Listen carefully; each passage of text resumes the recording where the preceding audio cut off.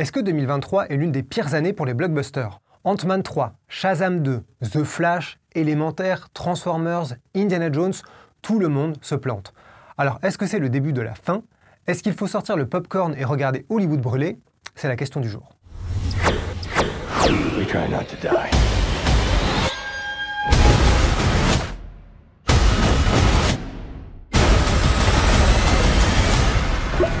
Salut tout le monde, je suis Geoffrey et aujourd'hui je ressors ma casquette d'expert comptable pour parler de business et je vous préviens, j'ai fait un bac littéraire.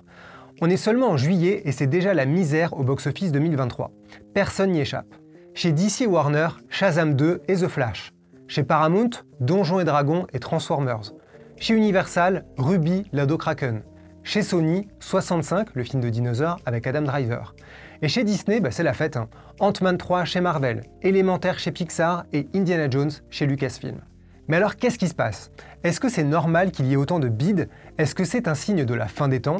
En tout cas, ce qui est sûr, c'est que ça va faire mal, qu'il va y avoir des conséquences et que ça révèle peut-être un gros problème de fond dans l'industrie.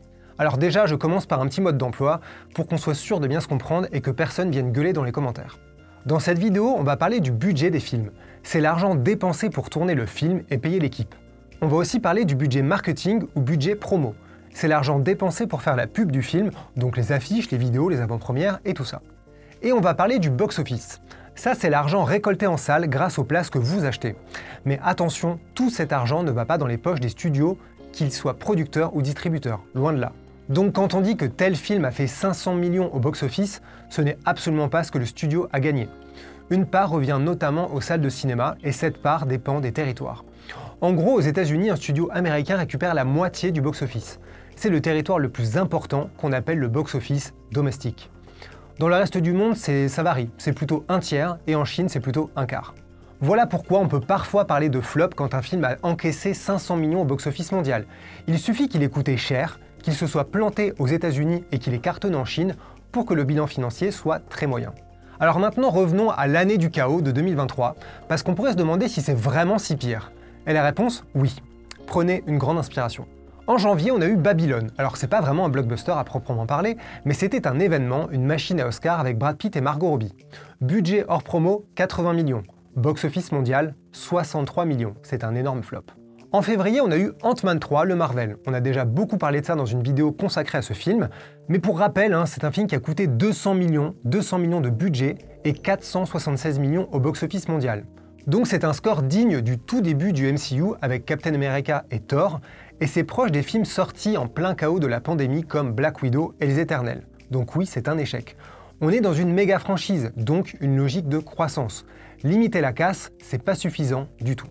En mars, ça commence à devenir très sérieux avec 3 flops.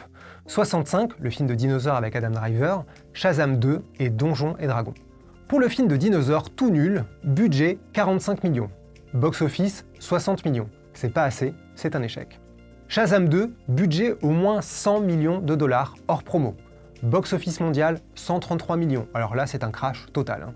Et Donjons et Dragons, budget hors promo, 150 millions. Box-office, 208 millions.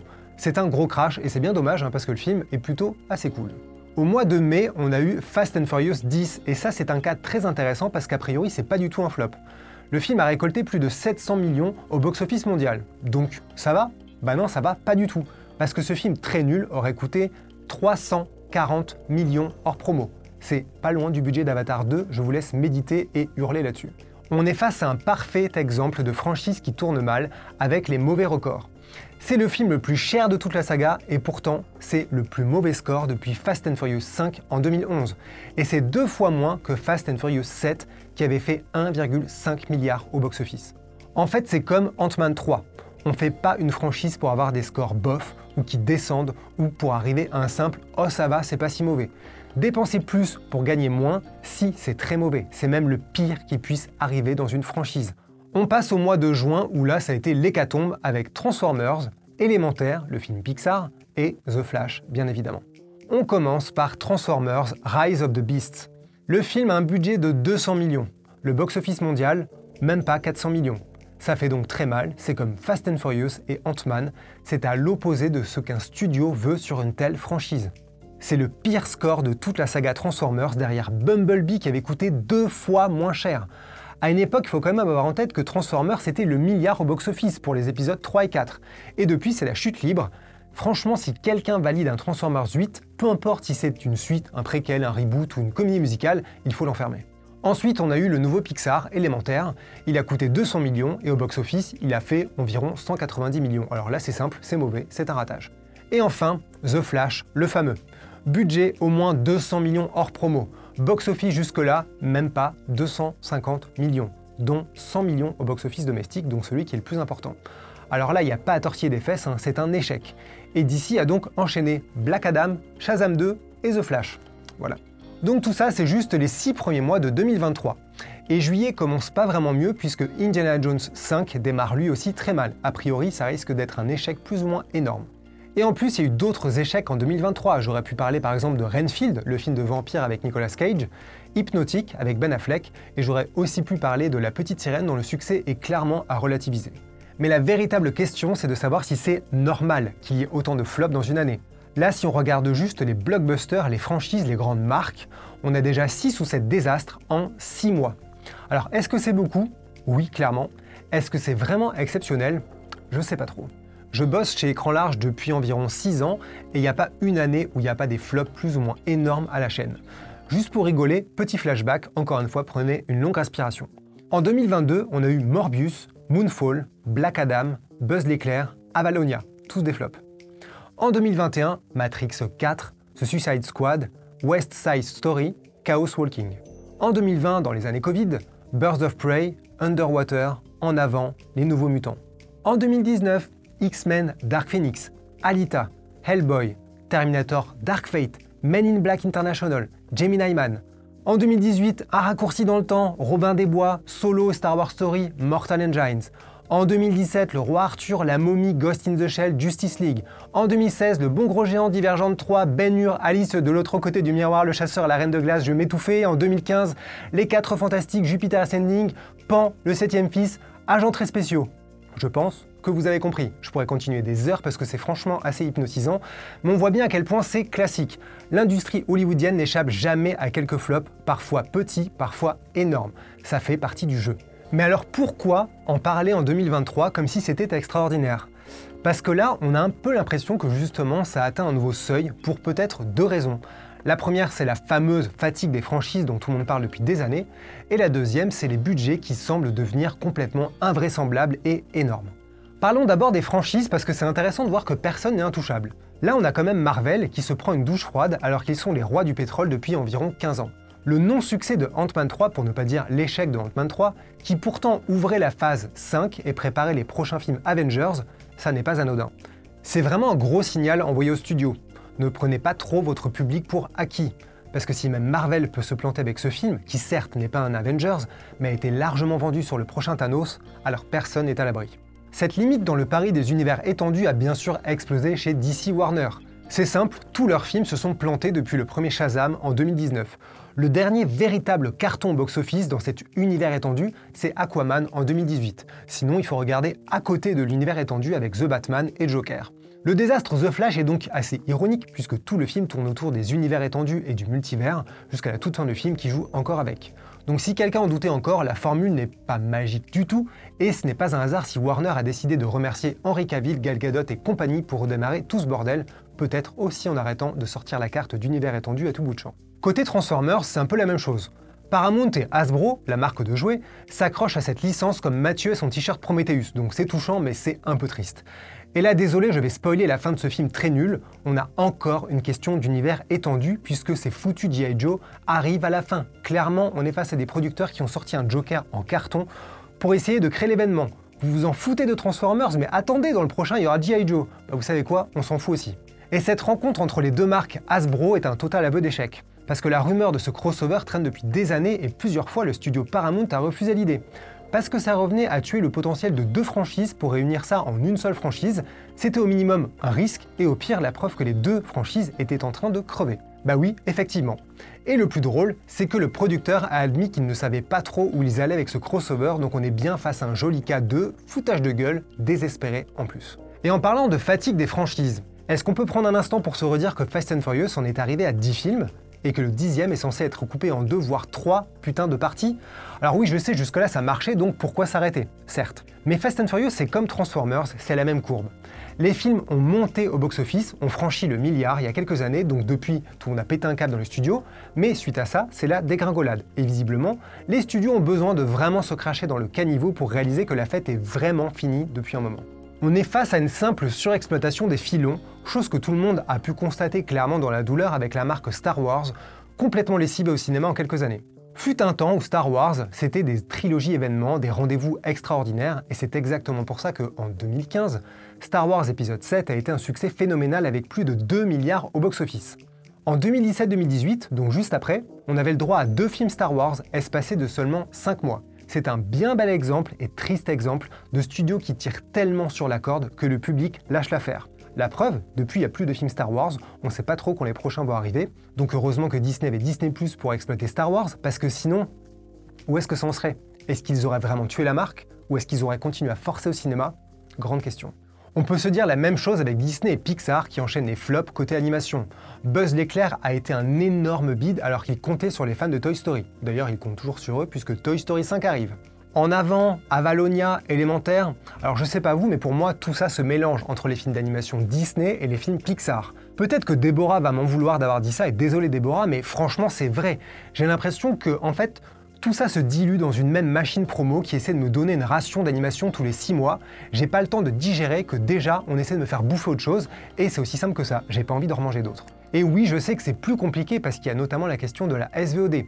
Disney paye le prix de sa stratégie Disney+, ils le disent eux-mêmes. Mais même sans parler de ça, il y a un essoufflement. Il y a 10 ans, tout le monde pensait que des marques comme Marvel, Pixar, Batman étaient intouchables.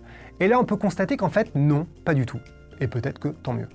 Donc tout ce que je dis là, c'est pas nouveau, c'est très banal, mais peut-être qu'on a maintenant un effet d'accumulation entre la pandémie et l'explosion de la SVOD qui a changé le comportement du public vis-à-vis des salles de cinéma. Le fossé qui se creuse entre les petits et les gros films, les blockbusters, avec la disparition progressive des budgets intermédiaires. Et aussi peut-être le cas unique du MCU que tout le monde essaie de copier. C'est une sorte d'expérimentation hors norme à Hollywood parce que jamais une saga n'a donné autant de films en si peu d'années. Donc peut-être qu'en fait, ça commence à s'écrouler. Peut-être que Spielberg avait raison quand il parlait il y a quelques années du fait que les films de super-héros allaient peut-être s'écrouler, comme les westerns à leur époque. Ou peut-être que tout ça est simplement en train d'évoluer, ce qui est normal et inévitable au fond.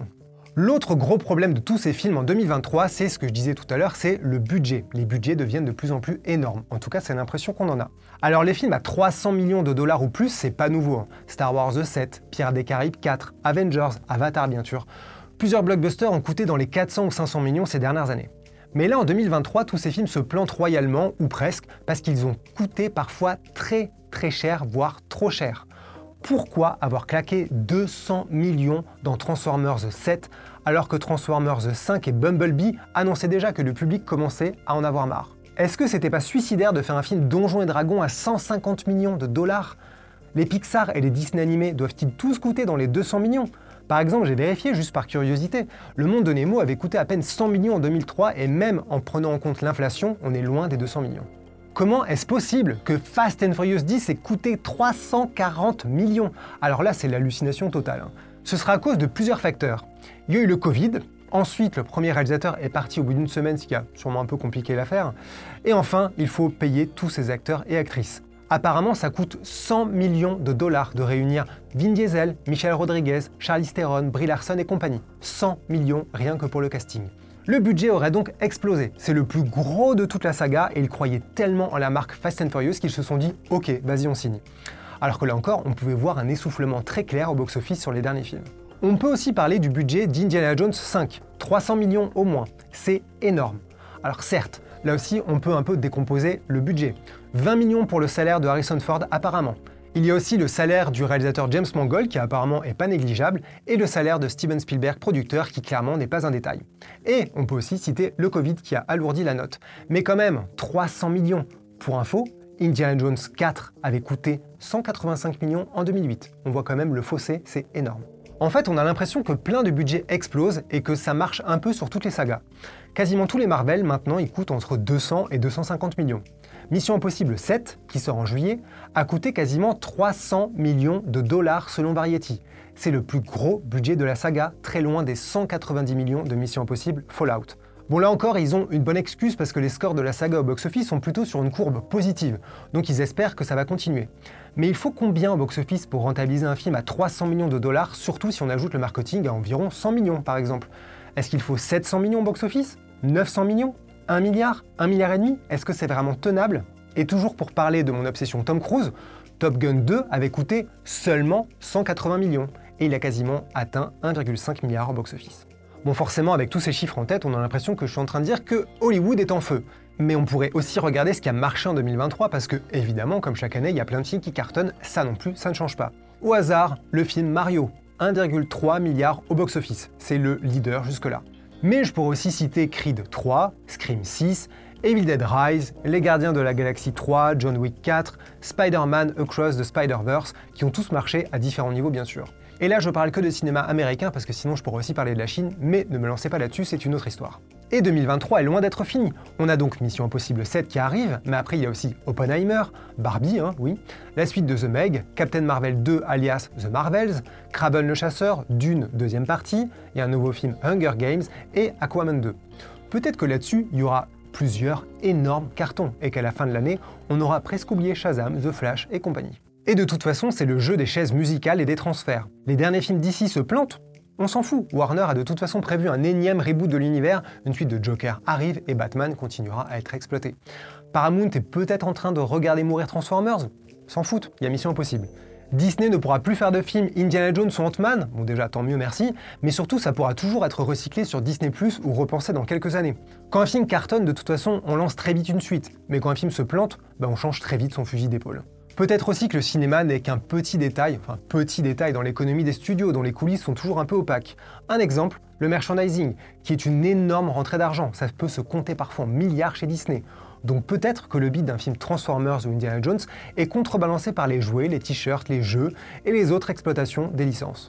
Mais ce qui est sûr, c'est qu'au minimum, c'est de la très mauvaise publicité. Si le studio Sony a été capable de ressortir Morbius en salle après son bid au box-office en croyant que Twitter et les tendances Twitter étaient un bon indicateur de popularité, c'est à peu près sûr qu'aucun studio ne se réjouit de voir que tout le monde, côté presse et public, regarde le box-office et parle d'échecs, de désastres, de catastrophes avec The Flash, Transformers ou Indiana Jones. Ça fait du mal à la marque, parce que là oui, on parle pas de cinéma, mais vraiment de marque. Et comme on est là à parler d'argent depuis 10 minutes, c'est le moment de redire qu'Écran Large existe en grande partie grâce à votre soutien. Pour ça, vous pouvez vous abonner, ça coûte quelques euros par mois et ça vous donne accès à des articles exclusifs où on parle de films comme Les Vampires de Salem, Le Fugitif ou Sidekicks avec Chuck Norris. Les détails sont dans la description de la vidéo. Et si vous avez tenu jusque-là, déjà bravo, merci, parce que moi, parler de millions et milliards de dollars comme ça me donne la nausée. Donc bonne chance à tous et à bientôt. Stop.